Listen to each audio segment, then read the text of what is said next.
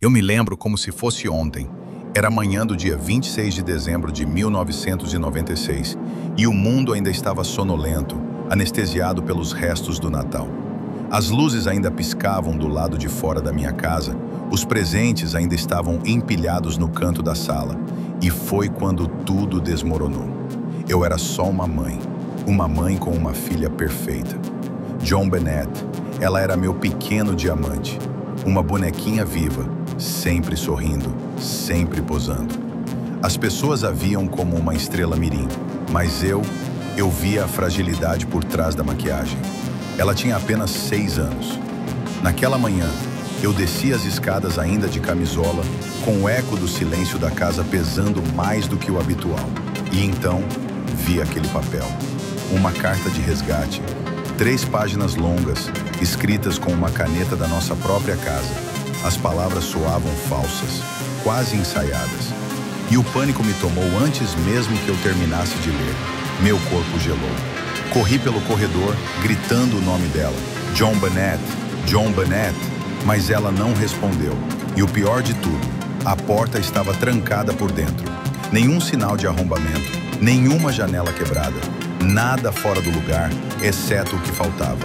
Ela. Liguei para a polícia com a mão tremendo. Disseram que era um sequestro, que deveríamos esperar. Mas algo dentro de mim dizia que ela ainda estava ali, na casa, em algum lugar, observando, ou sendo observada. Horas depois, enquanto todos vasculhavam, ele, meu marido, desceu até o porão. E ali estava ela, deitada como uma boneca quebrada, com o cobertor favorito envolvendo parte do corpo, e o resto, um pesadelo que nenhum pai deveria ver. Ela estava morta. E eu senti, naquele instante, que algo muito mais sombrio habitava aquelas paredes. Não era apenas morte, era um segredo. Um silêncio sufocante que até hoje ninguém consegue quebrar. Disseram que foi alguém de fora. Depois disseram que fomos nós. Eu olhava para os investigadores. E tudo o que via era dúvida. Eles não queriam justiça, queriam uma história simples. Mas me diga, como algo tão horrível pode acontecer dentro da sua própria casa? Como a morte entra pelas portas sem fazer barulho, sem deixar rastros? E por que, mesmo depois de todos esses anos, eu ainda escuto passos no andar de baixo quando estou sozinha? Às vezes eu me pergunto se enterramos mesmo a verdade naquele caixão. Ou se ela ainda está ali, sentada nas escadas, me observando em silêncio, com aquele mesmo olhar que tinha na última vez que a vi viva. Eu desci as escadas atrás dele. Eu não queria, mas meu corpo me levou até lá, como se eu já soubesse, como se a casa tivesse sussurrado o caminho. O porão estava escuro, a lâmpada piscava, como sempre. Mas naquela manhã, cada estalo da madeira parecia um grito abafado. Ele gritou. Eu ouvi. Um som que não vinha da garganta, mas da alma. Achei ela! A voz dele parecia morta antes mesmo de terminar a frase. E então, eu vi. A John Bennett estava ali, no chão frio de cimento, deitada de lado, com um cobertor branco envolvendo parte do corpo. Aquele mesmo cobertor que ela levava para o sofá quando ficava com medo de trovão. Mas não era mais uma criança dormindo.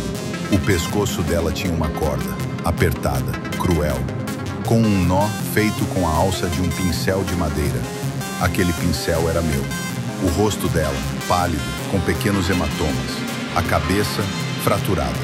E no pulso, uma marca de fita adesiva que já havia sido arrancada. Era como se tivessem tentado encenar alguma coisa. Como se o horror tivesse sido planejado, dentro da minha própria casa. Não tinha sinal de luta, nenhum móvel virado, nenhuma porta forçada. Mas ela estava ali, morta. E aquilo foi o início do fim. Quando a polícia chegou, a casa virou cena de espetáculo. Gente entrando e saindo, pisando em provas, apagando rastros. Eles não sabiam por onde começar e, no fundo, eu sentia que não queriam saber. Um legista disse depois que ela morreu de traumatismo craniano, mas também tinha sinais de estrangulamento. E o tempo entre os 2 ferimentos não fazia sentido, como se alguém tivesse hesitado ou fingido. ou conhecido demais a vítima. Os agentes cochichavam entre si, olhavam para mim. Eu vi no rosto deles, naqueles olhos que fingem compaixão. Eles achavam que a culpa era minha. Mas me diga, que tipo de mãe mataria a própria filha e esconderia o corpo no porão de casa, no Natal? À noite, depois que todos foram embora, o silêncio da casa voltou, mas não era o mesmo. Agora ele sussurrava, ele pesava, e eu comecei a ouvir coisas que ninguém mais ouvia. O som de passos descalços no corredor, a caixa de música dela tocando sozinha no meio da madrugada. E uma vez, eu juro, vi o reflexo dela no espelho do quarto. Ela só me olhava, não sorria, não chorava, só olhava, como quem pergunta, por que você me deixou? Elas disseram que fariam justiça, que viriam atrás de respostas. Mas tudo o que eu vi foi um espetáculo. Repórteres acampados na frente da minha casa, câmeras apontadas para as janelas, páginas e mais páginas de jornais com a foto da minha filha maquiada, vestida como uma pequena estrela de Hollywood. Eles diziam que ela era perfeita demais, que tudo era estranho demais, que nós éramos calmos demais. O xerife vinha aqui quase todo dia, e cada vez que ele me olhava, era como se estivesse procurando uma rachadura, uma falha na minha expressão, como se eu não pudesse mais chorar de verdade, como se até o meu luto estivesse sendo julgado. Fizeram testes de caligrafia, entrevistaram vizinhos, disseram que não havia sinais de entrada forçada, que a carta de resgate tinha sido escrita dentro da casa, que o papel e a caneta eram meus. E então começaram as perguntas que cortavam como navalha. Por que você foi a primeira a encontrar a carta? Por que ninguém ouviu nada? Por que demoraram tanto para achar o corpo, se ele estava no porão? Comecei a me perguntar também. Me perguntei tanto que, às vezes, achava que tinha esquecido alguma coisa. Um detalhe, um barulho, um rosto. À noite, eu revirava as lembranças. A escada, o sussurro, o estrondo abafado que ouvi horas antes de dormir. Mas tudo era confuso, como se minha mente estivesse tentando me proteger de algo, ou esconder. As pessoas começaram a sussurrar, amigas me evitavam, olhares se desviavam no mercado, como se a morte dela tivesse me infectado com algo que ninguém queria carregar. Eu via meu reflexo no espelho e não me reconhecia, e às vezes achava que ela estava ali, atrás de mim, com o vestidinho branco do último concurso, os olhos arregalados, o sorriso apagado e uma pergunta muda presa na garganta. Mamãe, você deixou isso acontecer? O pior não foi perder minha filha, o pior foi perder a verdade, porque depois de um tempo eu já não sabia mais no que acreditar. E quando o mundo todo diz que você pode ter feito algo tão monstruoso, você começa a se perguntar se, em algum lugar da sua alma, algo dentro de você não morreu também. As semanas passaram, depois dos meses, mas eu nunca mais voltei a dormir direito. Porque enquanto o mundo gritava do lado de fora, dentro da minha casa tudo falava em sussurros. Vozes abafadas, objetos fora do lugar, cortinas que se mexiam quando não havia vento. E aquele porão? Deus sabe quantas vezes eu desci até lá, tentando entender como alguém teve coragem de transformá-lo no túmulo da minha filha. Mas foram as teorias que começaram a me enlouquecer. A polícia dizia que poderia ter sido alguém de dentro. E os jornais alimentavam isso como monstros famintos. Diziam que meu filho mais velho tinha ciúmes, que talvez ele tenha perdido o controle, que eu encobri tudo, que escrevi a carta de resgate para proteger ele, que o pai ajudou a encenar. Eu lia isso com as mãos tremendo, e o mais assustador era que em certos dias eu mesma começava a me perguntar: e se? E se houve um momento, uma fração de segundo, em que eu deixei de ver o que estava bem na minha frente? Outras teorias falavam de intrusos, um homem que teria se escondido no sótão, que desceu no meio da noite, pegou John Benet e a levou até o porão. Mas, como ele entrou? Como sabia o caminho? Alguns diziam que era alguém obcecado por ela, Alguém que a via nos concursos, que a desejava, que planejou tudo. Mas a teoria que mais me tirava o sono era a de que nunca houve um culpado fora de casa, que o mal já morava com a gente, que a gente convivia com ele nos jantares, nos natais, nas manhãs de domingo. Eu comecei a desconfiar até do som da casa, da madeira que estalava no corredor, do rádio que ligava sozinho no quarto dela às 3 da manhã. E uma noite, eu ouvi passos, claros, leves, de criança. Quando me levantei, o corredor estava escuro. E no fim dele, juro por tudo que tenho, eu vi uma silhueta pequena, de costas, com um vestidinho claro, os cabelos loiros presos com fita. Mas quando acendi a luz, não havia nada, só o som do meu coração e um frio, profundo demais para ser só temperatura.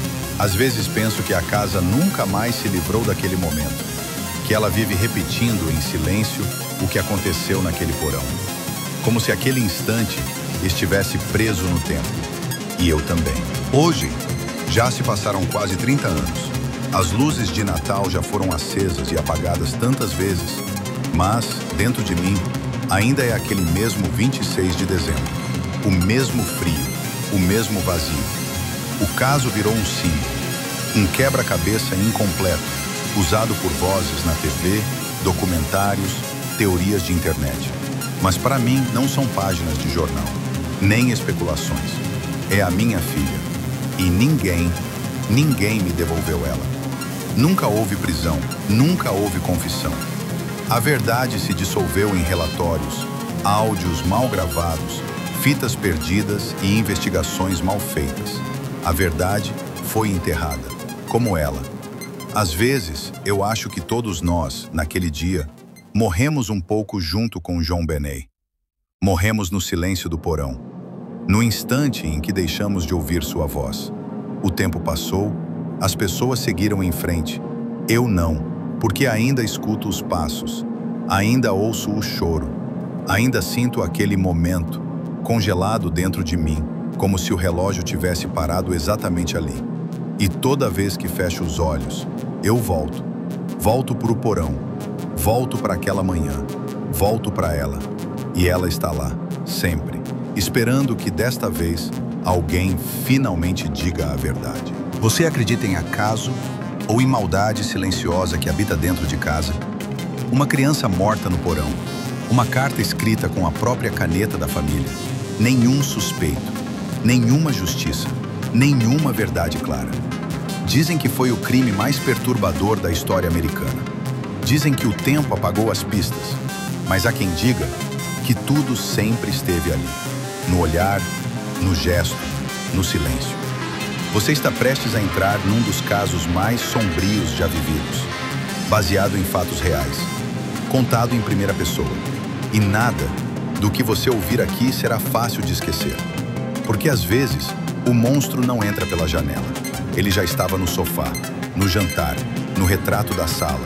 E talvez ainda esteja. Se essa história te arrepiou, imagine o que ainda está por vir. Curta esse vídeo, se inscreva no canal e ative o sininho, porque a próxima história pode ser ainda mais escura.